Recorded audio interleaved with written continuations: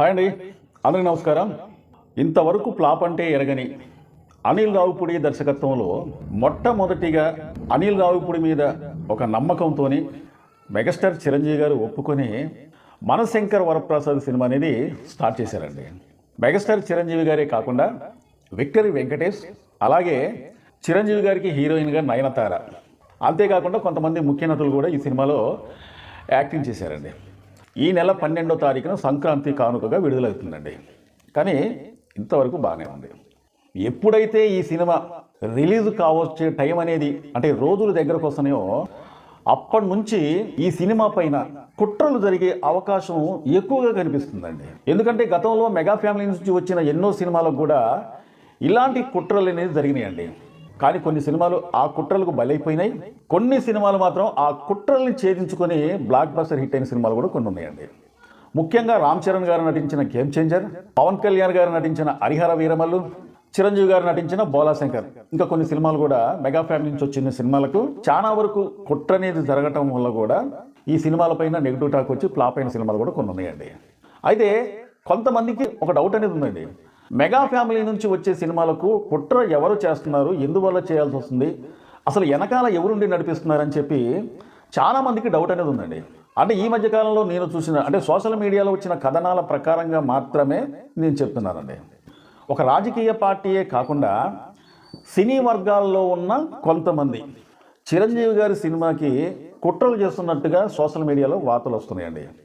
అదేంటంటే ఆ కుట్రలు ఎలా ఉండబోతున్నాయి అంటే సంక్రాంతి కానుకగా ఈ నెల 12వ తారీఖున సినిమా రిలీజ్ అవుతుంది కాబట్టి అంతకు ముందే అంటే 11వ తారీఖు నైట్ అంటే 11వ తారీఖు నైట్ చిరంజీవి గారి సినిమా ఎప్పుడైతే ప్రదర్శిస్తారో ఈ బుక్ మై షోలలో వాటిలలో ఇట్లలో దాదాపు ఎప్పుడైతే ఫ్యాన్స్ కోసం అంటే 11వ తారీఖు నైట్ కానుంచి దాదాపు ఒక వారం రోజుల పాటు సినిమా ఇండస్ట్రీకి సంబంధించిన కొంతమంది వాళ్ళు అంటే వాళ్ళ అనుచర గలం కావచ్చు, లేకపోతే వాళ్ళు ఏర్పాటు చేసుకున్న కొంతమంది కావచ్చు, చిరంజీవి గారి అభిమానుల్లాగా చిరంజీవి గారి అభిమానులు అని చెప్పుకుంటూ అంటే ఈ వారం రోజుల పాటు వీళ్ళు బుక్ మై షోలోనూ లేకపోతే ఇంకొక యాప్ నుంచి అంటే దాదాపు ఒక వారం రోజుల పాటు టిక్కెట్లు అనేది వీళ్ళే బుక్ చేసుకొని ఎప్పుడైతే సినిమా రిలీజ్ అయిందో సినిమా రిలీజ్ అయిన తర్వాత వీళ్ళు ఆ షోకి వెళ్ళి సినిమా ఎంత హిట్ అయినా, ఎంత బ్లాక్ బస్టర్ హిట్ అయినా, ఆ సినిమా సూపర్ డూపర్ హిట్ అయినా సరే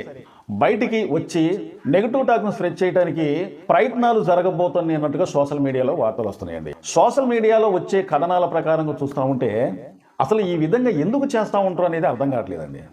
ఒక సినిమాని చంపేస్తే, ఒక సినిమా మంచిగా లేదని చెప్పి నెగిటివ్ స్ప్రెడ్ చేస్తే అంటే నెగిటివ్ టాక్ స్ప్రెడ్ చేస్తే వీళ్ళకి ఏం ఆనందం కలిగిద్దో నాకైతే అర్థం కావట్లేదు. ఎందుకంటే మెగా ఫ్యామిలీ నుంచి పవన్ కళ్యాణ్ ఒక్కడు మాత్రమే రాజకీయాలలో ఉన్నాడు.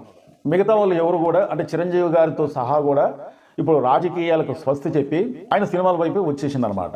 ఇక్కడ చిరంజీవి గారు అభిమానులు మాత్రమే అంటే అభిమానులు ఆనందించడానికి మాత్రమే ఆయన సినిమాలు చేస్తున్నారు.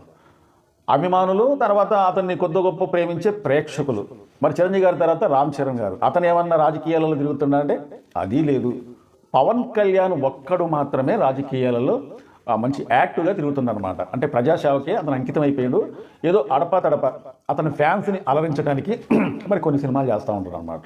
మరి ఇలాంటి కుట్ర చేయటం వల్ల వీళ్ళకి ఏంటి లాభం అంటే చిరంజీవి గారైనా రామ్ చరణ్ గారైనా మెగా ఫ్యామిలీ నుంచి ఎవరు సినిమాలు చేసినా కానీ మనం సినిమా పరంగా చూడాలి కానీ రాజకీయాల పరంగా చూడకూడదు. మరి రాజకీయ పార్టీలు కూడా దీంట్లో ఇన్వాల్వ్ అయ్యి నెగిటివ్ టాక్ స్ప్రెడ్ చేయడానికి అవసరం ఏముంది? పవన్ కళ్యాణ్ గారి మీద కోపతాపాలు ఏమనుండి మెగా ఫ్యామిలీ నుంచి ఏ సినిమా వచ్చినా సరే కుట్రలు చేస్తున్నారా అంటే కొంతవరకు అది కావచ్చు.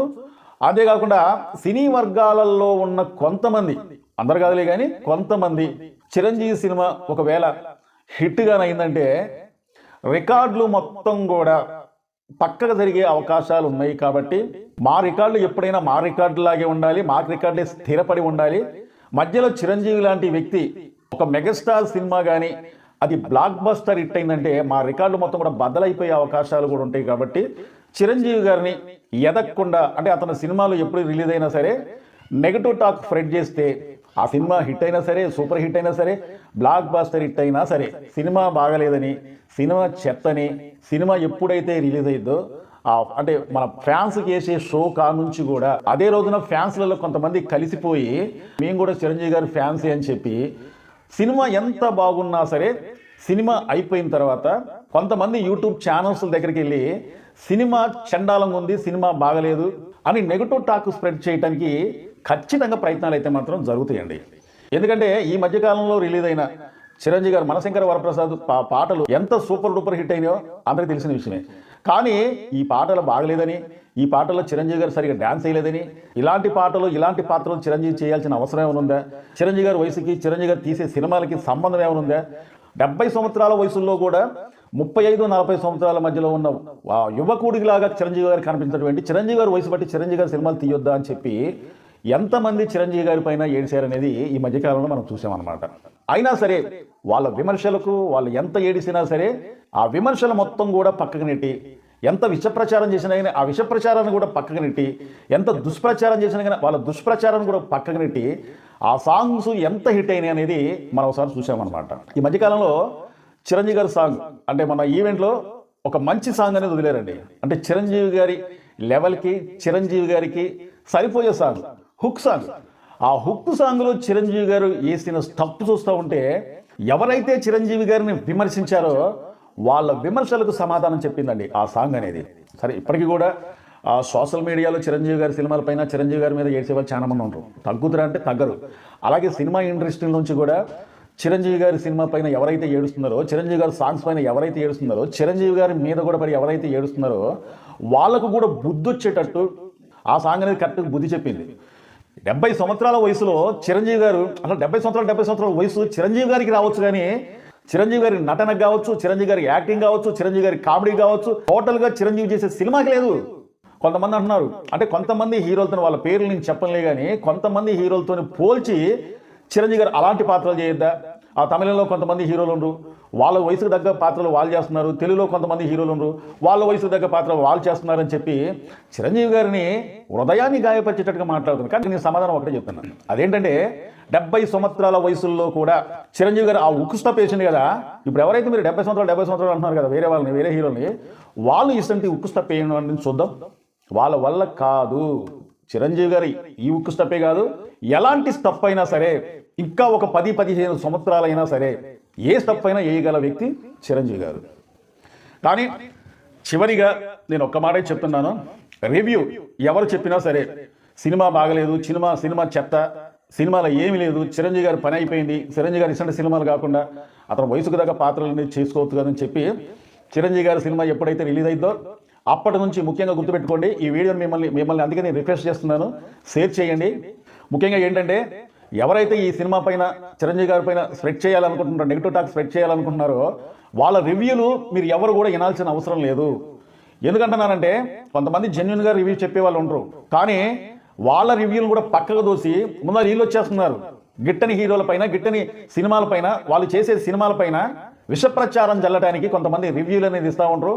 కాబట్టి అలాంటి వాళ్ళ రివ్యూలు అనేది మీరు వినకుండా స్వయంగా సంక్రాంతి పండుగ సందర్భంగా సంక్రాంతికి మీ కుటుంబంలో ఉన్న సభ్యులతోని, మీ కుటుంబంలో ఉన్న పిల్ల పాపలతోని, భార్య భర్తలు, కుటుంబ సభ్యులు అందరూ కలిసి వెళ్ళి చూడాల్సిన సినిమా కాబట్టి ఇంకా దాదాపు ఎన్నో రోజులు లేవండి, ఇంకా కొన్ని గంటలు మాత్రమే ఈ సినిమా ఉంది. కాబట్టి మీ పిల్ల పాపలతోని వెళ్ళి సరదాగా ఈ సినిమాను చూసి ప్రతి ఒక్కరూ కూడా సంక్రాంతి పండుగని ఆనందంగా జరుపుకోవాలని చెప్పి కోరుకుంటూ ఈ వీడియోకి మీ అమూల్యమైన కామెంట్ ఇవ్వండి. మీరు లైక్ చేసిన తర్వాత హైప్ అనే ఒక యాప్షన్ వస్తుంది, దాన్ని క్లిక్ చేసినట్లయితే కొన్ని పాయింట్లు ఉంటాయి, ఆ పాయింట్ మీరు మాకు కొట్టినట్లయితే మరి కొంతమందికి ఈ వీడియో వెళ్ళే అవకాశాలు ఉంటాయి. కాబట్టి అందరూ గమనించుకోవాల్సిందిగా కోరుకుంటూ, చాలా మంది మా వీడియో చూస్తున్నారు కానీ సబ్స్క్రైబ్ చేసుకోకుండా చూస్తున్నారంటే దయచేసి మీరు మమ్మల్ని సబ్స్క్రైబ్ చేసుకుంటే మమ్మల్ని ఎంకరేజ్ చేసేందుకు ఈ వీడియోపై ఒక లైక్ చేయండి, మీ అమూల్యమైన కామెంట్ తెలుపుతారని చెప్పి కోరుకుంటూ, మా వీడియో నచ్చితే సబ్స్క్రైబ్ చేసుకోండి. మరో మంచి వీడియోతో మళ్ళీ మేము ముందుకు వస్తాం.